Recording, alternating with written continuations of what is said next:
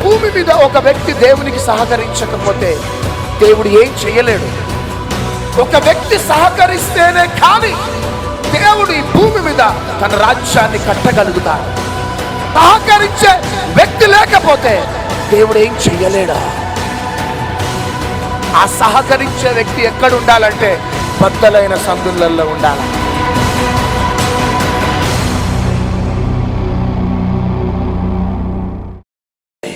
యెహెజ్కేలు గ్రంథం 22వ అధ్యాయం 30వ వచనాన్ని దయచేసి చదివి వినిపించు.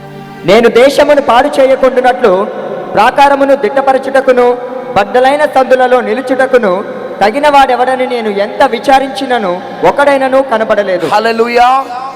నేను దేశమును పాడు చేయకుండా ఉండటానికి ప్రాకారములను దిట్టపరచుటకు బద్దలైన సందులలో నిలబడే తగినవాడు ఎవరైనా దొరుకుతారా అని నేను ఎంత విచారించినను ఒక్కడైనను దొరకలేదట. హల్లెలూయా. ప్రియ దేవుని బిడ్డలారా, దేశమును పాడు చేయకుండా ఉండాలన్నది దేవుని యొక్క చిత్తం. గట్టిగా చప్పట్లు కొట్టండి. ప్రాకారములను దిట్టపరచాలన్నది దేవుని యొక్క ఉద్దేశమై ఉన్నది. కాబట్టి ఇవి రెండు కూడా జరగాలి. జరగకూడదు అంటే బద్దలైన సందులలో నిలబడటానికి తగిన వాడు ఎవరైనా ఉన్నారా అని దేవాది దేవుడు ప్రజలని చూస్తూ ఉన్నాడు. ఈ final message, this is a prophetic message for the Hubli people. Hallelujah. Hubli Christians, this is the prophetic message God is giving you. Hubli పట్టణంలో ఉన్న క్రైస్తవ ప్రజలు కావచ్చు, హుబ్లీ పట్టణంలో ఉన్న ప్రజలు కావచ్చు, దేవుడు ఈ అంత్య దినాలలో చివరి రోజులలో ఈ రాత్రి ప్రవచనాత్మకంగా ఇస్తున్న వర్తమానం ఇది. ఈ భూమి భయంకరంగా చీకటి మేఘాలతో కమ్ముకొని భయంకరంగా పాపానికి బానిసైపోయి బ్రతుకుతూ ఉంటే సమయంలో దేవునికి ఒక ఆలోచన కలిగింది. దేశమును సర్వనాశనము చేయాలి. ఆమేన్. ప్రాకారాలని దిట్టపరచాలి. కాబట్టి తగినవాడు నాకు కావాలి. హల్లెలూయా. ప్రియ దేవుని బిడ్డలారా, క్రైస్తవులను అందరినీ కూడా దేవుడు ప్రేమించడం. క్రైస్తవులు అని పిలువబడుతున్న వారు దేవుని యొక్క హృదయ వాంఛను తీర్చటం లేదు. వారు అందరూ క్రైస్తవులు దేవునికి అవసరంలే. అన్ని క్రైస్తవ సంఘాలు దేవునికి అవసరంలే. కానీ దేవునికి ఈ అంత్య దినాలలో చివరి రోజులలో కావలసిన వారు ఎవరంటే తగిన వాడు కావాలా. దేవునికి సహకరించే తగిన వ్యక్తి ఈ భూమి మీద దేవునికి కావాలా. అందరు క్రైస్తవులు దేవునికి అవసరంలే. బైబిల్ పట్టుకొని క్రైస్తవ సీనియారిటీ నీకు ఉండొచ్చు,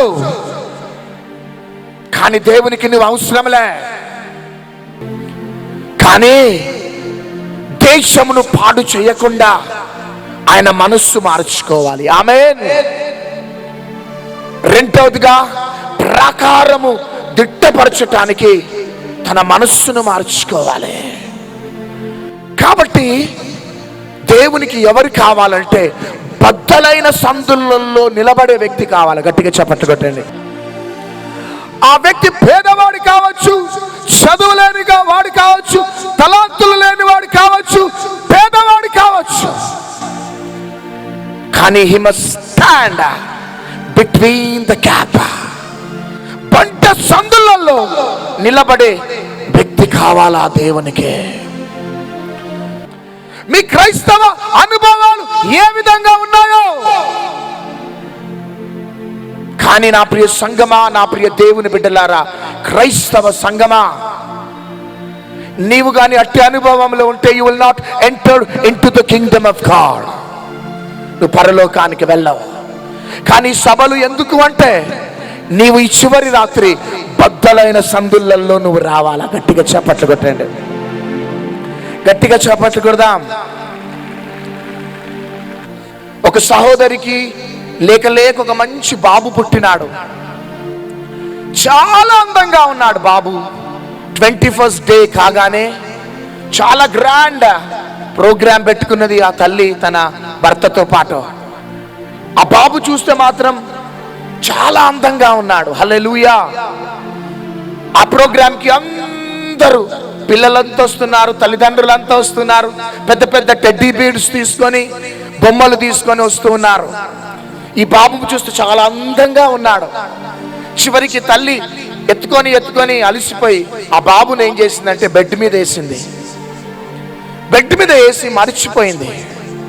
చివరికి ఆ బాబుకి గిఫ్ట్స్ ఇస్తే వారంతా కూడా వచ్చి టెడ్డీ బేర్స్ కానీ బొమ్మలు కానీ అవి ఇవి ఇస్తా ఉంటే ఆ బొమ్మలన్నీ తీసి ఆ మంచం మీద పెడుతూ ఉన్నది. చివరికి ప్రోగ్రాం అంతా అయిపోయిన తర్వాత బాబు గుర్తుకొచ్చినాడు. బాబు ఎక్కడా అని ఎత్తుకుతా ఉంటే బాబు ఎక్కడ ఉన్నాడంటే ఆ బొమ్మల క్రింద ఊపిరి ఆగక చనిపోయినాడు. చూడండి, ఫంక్షన్ ఏమో బాబు సందర్భంగా చేసింది, కానీ బాబునే మర్చిపోయింది. చివరికి ఫంక్షన్ అయిపోయిన తర్వాత బాబు చనిపోయిన స్థితిలో బెడ్ మీద ఉన్నాడు. అందరూ వచ్చి బొమ్మలన్నీ కూడా ఆ బాబు మీద వేసేసినారు. ఈ తల్లి గాని బిడ్డని మర్చిపోయి ఫంక్షన్ లో ఏ విధంగా నిమగ్నమైందో చాలా మంది క్రైస్తవులు యేసయ్య లేకుండా చాలా మంది ఉంటున్నారు. కానీ ఐ రిక్వెస్ట్ యు ఎవ్రీబడి, ఆ అనుభవము మనం ఇక మర్చిపోదాం. గట్టిగా చప్పట్లు కొడదాం. అట్లాంటి క్రైస్తవులు దేవునికి అవసరం లే. కానీ లాస్ట్ డేస్ లలో దేవునికి ఎవరు కావాలి అంటే బద్దలైన సందులలో నిలబడే వారు కావాలా బిడ్డ. I want to tell you one thing. ఈ భూమి మీద ఒక వ్యక్తి దేవునికి సహకరించకపోతే దేవుడు ఏం చేయలేడు. ఒక వ్యక్తి సహకరిస్తేనే కానీ దేవుడు ఈ భూమి మీద తన రాజ్యాన్ని కట్టగలుగుతాడు. సహకరించే వ్యక్తి లేకపోతే దేవుడు ఏం చెయ్యలేడా. ఆ సహకరించే వ్యక్తి ఎక్కడ ఉండాలంటే బద్దలైన సందులలో ఉండాలా. ఎంతమంది రాత్రి బద్దలైన సందులలో ఉండాలనుకుంటున్నారు? చేయి పైకెత్తండి. హల్లెలూయా. నేను నమ్ముతున్నాను this is the prophetic message. మేము ఈ స్థలాన్ని విడిచిపెట్టి రాత్రి 12 o'clock బస్ ఎక్కి వెళ్ళిపోతామేమో, కానీ విత్తబడిన విత్తనాలు మాత్రం ఈ హుబ్లీ పట్టణంలో మంచి పంటను కొయ్యబోతున్నారు. గట్టిగా చప్పట్లు కొడదాం. చూడండి, అందుకనే ఆదికాండం 7వ అధ్యాయం 1వ వచనం చదవాలి. ఆదికాండం 7వ అధ్యాయం 1వ వచనం. యెహోవా, ఈ తరము వారిలో నీవే నా ఎదుట నీతిమంతుడవై ఉండుట చూచి తిని గనుక. చాలు. నోవా, ఈ తరములో నీవు మాత్రమే నీతిమంతుడవు. ఆమేన్. హల్లెలూయా. చూడండి, భూలోకమంతా దేవుడు తిరుగుతా ఉంటే ఒకే ఒక నీతిమంతుడు కనబడ్డాడట దేవునికి. ఆయన పేరు నోవాహు. అందుకనే కీర్తన గ్రంథం 34:15వ వచనంలో ఏమన్నదంటే నీతిమంతులనట దేవుడు ఎంతగానో ఇష్టపడతాడట. గట్టిగా చప్పట్లు కొడదాం. ఈ నీతిమంతులు ఎవరు అంటే రోమీలకు రాసిన పత్రిక 3వ అధ్యాయం 24వ వచనం ప్రకారం యేసయ్యని నమ్ముకోవటమును బట్టి మనం నీతిమంతులముగా మార్చబడతాం. అంతేకాక కొరింథీయులకు రాసిన మొదటి పత్రిక 6వ అధ్యాయం 11వ వచనం ప్రకారం క్రీస్తు రక్తములో కడగబడి పరిశుద్ధపరచబడ్డ తర్వాత మనం నీతిమంతులముగా మార్చబడతామట. ప్రియ దేవుని బిడ్డలారా, అందరూ క్రైస్తవులు దేవునికి అవసరం లేదు బిడ్డ. సాతానుకు అవసరం లేదు, దేవునికి కూడా అవసరం లేదు. కానీ ఈ లాస్ట్ డేస్లలో దేవునికి కావలసింది ఎవరు అంటే బద్దలైన సందులలో నిలబడేవారు. ఆమేన్. ఈ బద్దలైన సందులలో నిలబడేవారు ఎవరంటే నీతిమంతులు. ఈ నీతిమంతులనట దేవుడు ఇష్టపడతాడట. ఈ నీతిమంతులు ఎవరు అంటే యేసు క్రీస్తు ప్రభును నమ్మిన వారు. ఈ నీతిమంతులు ఎవరు అంటే క్రీస్తు రక్తములో కడగబడి పరిశుద్ధపరచబడ్డ తర్వాత నీవు నీతిమంతుడుగా మార్చబడతావు. హల్లెలూయా. నీ బట్టలు మార్చుకోవటమును బట్టి you will not become righteous. నీవు ఆయా సర్కస్సులు చేయటమును బట్టి నీవు నీతిమంతుడుగా మార్చబడవు. కానీ నీవట ఆయన రక్తములో కడగబడాలట. గట్టిగా చప్పట్లు కొట్టండి. ఆయన రక్తంలో కడగబడి నువ్వు పరిశుద్ధపరచబడ్డ తర్వాత నీవు నీతిమంతుడిగా మార్చబడతావు. క్రైస్తవ బిడ్డలారా, మీ తల్లిదండ్రులు క్రైస్తవులు కాబట్టి నువ్వు క్రైస్తవుడిగా ఈ ప్రాంగణంలోకి వచ్చినావేమో. క్రైస్తవ మందిరానికి వెళ్తున్నావని నేను కూడా క్రైస్తవుడని అనుకుంటున్నావేమో. నాకు 30-40 years క్రిస్టియన్ సీనియారిటీ ఉన్నది, that's why I am a Christian అనుకుంటున్నావేమో. నో, నీవు యేసయ్య రక్తంలో కడగబడాలా. ఆమేన్. నీ పరిశుద్ధపరచబడాలి. అందుకనే యెషయా గ్రంథం 6వ అధ్యాయంలో యెషయా ప్రవక్తకి అంత్య దినముల యొక్క ప్రత్యక్షత దొరకక ముందు యెషయా ప్రవక్త పరలోక ఆరాధనలో పాలు పొందిన తర్వాత యెషయా ప్రవక్త అంటున్న మాటలు ఏంటిదంటే, నేను అపవిత్రమైన పెదవులు కలవాడను, అపవిత్రమైన జనాంగం మధ్యలో ఉన్నాను, నేను నశించిపోయేదను అని మారు మనస్సు పొందినాడు. ఆయన ఎప్పుడైతే పరిశుద్ధపరచబడ్డాడో అప్పుడు దేవుని దృష్టిలో నీతిమంతుడిగా మార్చబడ్డాడు. గట్టిగా చప్పట్లు కొట్టండి ప్లీజ్. కాబట్టి నీ తల్లిదండ్రులు బట్టి you will not become Christian. నీ తాత ముత్తాతలు అయ్యగారులను బట్టి సేవకులు కావచ్చు, నువ్వు క్రైస్తవుడు కాదు. కానీ నువ్వు యేసయ్య రక్తములో కడగబడాల బిడ్డ. నీవు పరిశుద్ధపరచబడాలా. హల్లెలూయా. కానీ ఈ దినాలలో ఈ భూమి మీద కనబడే క్రైస్తవులు ఎట్లున్నారంటే వేషధారులుగా ఉన్నారు. వేశ్యలైన పరలోకానికి వెళ్తారు కానీ వేషధారులు పరలోకానికి వెళ్ళరు. Be careful. నువ్వు అనుకుంటున్నావు నేను క్రైస్తవుడను కదా, I will be in the kingdom of God అనుకుంటున్నావు. I will enter into the kingdom of God. నేను పరలోకానికి నేను వెళ్ళిపోతాను అనుకుంటున్నావు. No, never. నువ్వు వెళ్ళవు. క్రైస్తవుడైనంత మాత్రాన నువ్వు పరలోకానికి వెళ్ళవు బిడ్డ.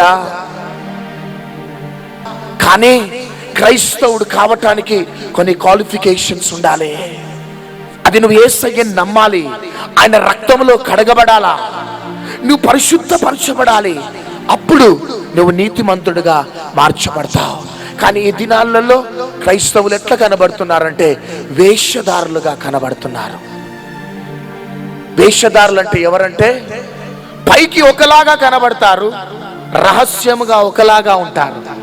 ఊసరవెల్లి ఉంటే చూసారా, ఊసరవెల్లిలాగా ఉన్నారు ఈ దినాలలో క్రైస్తవులు. ఒక సహోదరుడు వచ్చి అంటున్నాడు, పాస్టర్ నా భార్య మందిరంలో మాత్రం ఏంజిల్ లాగా ఉంటది పాస్టర్ గారు. ఎట్లుంటదట? ఏంజిల్ లాగా ఉంటది. కానీ ఇంటికి రాగానే డెవిల్ లాగా మారిపోతుంది, రూపాంతరము చెందుతుంది. రెండు చేతులు జోడించి బ్రతిమిలాడుతున్న బిడ్డ, చాలా భారంతో వచ్చినాం నాన్న హుబ్లీకి. ఎందుకు వచ్చినామో తెలుసా నాన్న? మా బ్యానర్ని లిఫ్ట్ చేయటానికి కాదు బిడ్డ, రియల్లీ ఒకటే. నా బిడ్డలు హుబ్లీ పట్టణంలో చాలా మంది వేషధారులుగా ఉన్నారు నాన్న, వారికి నా ప్రేమను చెప్పవా అని పంపించినాడు యేసయ్య. చప్పట్లు కొట్టండి. ఈ రోజు దాకా నీ లైఫ్ స్టైల్ ఏ విధంగా ఉన్నదో. మొన్నటి దినం ఒక ప్రోగ్రాం చూస్తున్నాం. ఒక పాప 2 days ఫాస్టింగ్స్ లో ఉండి, ఇంచుమించు 12 years girl 2 days total room లో ఉండి ప్రార్థన చేస్తున్నది యేసయ్యని అడుగుతున్నది ఏమనంటే, యేసయ్యా నాకు పరలోకాన్ని చూపెట్టవా యేసయ్యా అని ప్రార్థన చేస్తుంటే, ఆమె పేరు ఏం పేరంటే ఏంజెలికా జెబ్రోనా. ఈమె ప్రార్థన చేస్తుంటే ఆ పాపని పరలోకానికి తీసుకొని వెళ్ళలేదు కానీ నరకానికి తీసుకొని వెళ్ళినాడు దేవుడు. నరకంలోనట లిటరలీ అందరిని చూపెడతా ఉన్నాడట దేవుడు. ఆ నరకములో ఉన్నది ఎవరంటే దైవ సేవకులు ఉన్నారట, రెవరెండ్స్ ఉన్నారట, బిషప్స్ ఉన్నారట, క్రైస్తవులు అనేకులు అగ్నిలో కాలిపోతూ ఆర్తనాదాలు వినబడుతున్నాయట. ఇంకా అనేకుల పేర్లు ఆమె లిస్ట్ లో రాసింది. అప్పుడు యేసయ్య అంటున్నాడట, చాలాసార్లు వీళ్ళ దగ్గరికి వెళ్ళి నా ప్రేమను ప్రకటించిన, కానీ క్రైస్తవులుగా బ్రతుకుతూ వేషధారులుగా బ్రతికినారు వీళ్ళంతా, అందుకనే నరకంలో కాలిపోతున్నారు వీళ్ళు అని ఏడ్చుకుంటూ చెప్తున్నాడట యేసుక్రీస్తు ప్రభు. చూడండి ప్రియ దేవుని బిడ్డలారా, మనం ఎందుకు నాన్న ఇంత ప్రయాసపడుతున్నాం? ఎందుకు చెప్పండి? దేనికోసం? పరలోకానికి వెళ్ళటానికి కదా, అవునా కాదా? హల్లెలూయా. కానీ చివరి మూమెంట్ లో మనం పరలోకాన్ని దూరం చేసుకుంటే దానంత దుఃఖకరమైనది ఇంకొకటి ఉండదు. హల్లెలూయా. ఈ రాత్రి నువ్వు ఎవరిమైనా కావచ్చు సహోదరుడు సహోదరి, ఈ రోజు దాకా వేషధారులుగా బ్రతికినారేమో, మందిరానికి వచ్చేటప్పుడు ఎక్కడ లేని పరిశుద్ధుడిగా బ్రతుకుతున్నావేమో, చేతులు పైకెత్తి ఆరాధన చేస్తున్నావు, కానీ ఇంటికి వెళ్ళిన తర్వాత నీ లైఫ్ స్టైల్ ఏ విధంగా ఉన్నది బిడ్డ? కానీ ఈ రాత్రి ఎందుకు పరిశుద్ధాత్మ దేవుడి మాటలు మాట్లాడుతున్నాడంటే, నీవు గాని వేషధారులుగా ఉంటే నువ్వు పరలోకానికి వెళ్ళవు, కానీ వాక్యానుసారంగా నువ్వు నడుచుకుంటేనే కానీ నువ్వు పరలోకంలోకి ఎంటర్ అవుతావు. గట్టిగా చప్పట్లు కొట్టాను. ప్లీజ్ నానా, ఈ రోజు దాకా నీ క్రైస్తవ జీవితం ఏ విధంగా ఉన్నదో బిడ్డ? మందిరానికి వచ్చినప్పుడు ఎక్కడ లేని పరిశుద్ధురాలుగా పరిశుద్ధుడిగా ఉంటున్నావు, ఇంటికి వెళ్ళగానే లోక సంబంధమైన జీవితాలను జీవిస్తూ ఉన్నావేమో, కానీ సడన్ గా చనిపోతే ఎక్కడికి వెళ్ళిపోతావు బిడ్డ? ఇంట్లో ఉన్న కుక్కర్కి గ్యారెంటీ ఉన్నది, గ్యాస్ స్టవ్కి గ్యారెంటీ ఉన్నది, మన లైఫ్కి గ్యారెంటీ ఉందా? లేదు. సడన్ గా చనిపోతే ఎక్కడికి వెళ్ళిపోతావు నాన్న నువ్వు? కానీ సభలు ఎందుకో తెలుసా? వేషధారులుగా బ్రతుకుతున్న నీ జీవితంలో మనం పరిశుద్ధులుగా మార్చబడాలి. రాత్రి గట్టిగా చప్పట్లు కొడదాం. చాలా మంది క్రైస్తవులుగా ఉంటూ సినిమాలు చూసేవారు ఎంతమంది ఉన్నారో లేచి నిలబడండి నాన్న. సీరియల్స్ చూసేటోళ్ళు కూడా లేచి నిలబడండి బిడ్డ ప్లీజ్. ఎక్కడికి వెళ్తారు బిడ్డ మీరు చచ్చిపోతే? ఎక్కడికి వెళ్తారు నానా? ఈ రోజు కానీ మీటింగ్ లేకపోతే సడన్ గా నువ్వు చనిపోతే ఎక్కడికి వెళ్ళిపోతావు కొడుకా నువ్వు? పరలోకంలో థియేటర్స్ ఉంటాయా బిడ్డ? నేను కాదు, నేను ఏడ్చేది నాలో నుంచి పరిశుద్ధాత్మ దేవుడు ఏడుస్తున్నాడు. పరలోకంలో సీరియల్స్ ఉండవు కొడుకా, పరలోకంలో ఉండేది పరిశుద్ధులు మాత్రమే. ఈరోజు ప్లీజ్ ప్లీజ్ కన్నీటితో చెప్తున్నా, మేము వెళ్ళిపోతాము, కానీ ఈ రాత్రి చేతులు పైకెత్తి యేసయ్యా, జీవితంలో ఎన్నడూ కూడా నేను సినిమాల జోలికి సీరియల్స్ జోలికి వెళ్ళను అన్నవారు చేతులు పైకెత్తండి. ఇప్పుడు పరిశుద్ధాత్మ తండ్రి ఇంచుమించు గ్రౌండ్ అంతా నిలబడ్డదయ్యా, గ్రౌండ్ అంతా నిలబడ్డదయ్యా యేసయ్యా, గ్రౌండ్ అంతా నిలబడ్డదయ్యా. ఒక్కసారి బిడ్డలను జ్ఞాపకం చేసుకో ప్రభు. ఇప్పుడే వారికి సీరియల్స్ మీద సినిమాల మీద మనస్సు చనిపోవును గాక, వాటి మీద విరక్తి కలుగును గాక, అసహ్య పుట్టును గాక, టీవీ ముందు కూర్చోగానే భయము కలవరము పుట్టును గాక. అట్టి నోటి రిలీజ్ చేస్తున్నా జీసస్ నేమ్. గట్టిగా చప్పట్లు కొట్టండి. యేసు నామములో, యేసు నామములో, యేసు నామములో. ఆమేన్, ఆమేన్, ఆమేన్. కూర్చోవాలి. త్రాగుడికి బానిస అయిపోయిన వారు నిలబడండి. ఆల్కహాల్ కి అడిక్ట్ అయిపోయిన వారు, ఊరామషాల హిందాన హద్వాల. నానా, ప్రేమతో చెప్తున్నా బిడ్డ, ఇంతకాలం తాగినావు, నీ భార్యకేమైనా సుఖం ఉందా?